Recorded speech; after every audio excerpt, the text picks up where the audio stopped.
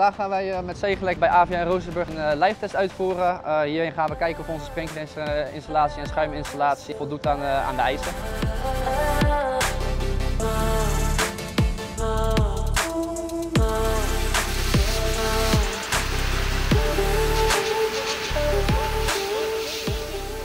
In eigenlijk een zeer korte tijd hebben we samen met Cegelec projecten hele goede banen weten te leiden. De planning was heel uitdagend, maar daarin heeft Cegelec het wel weten waar te maken door in de korte tijd het project afgerond te krijgen.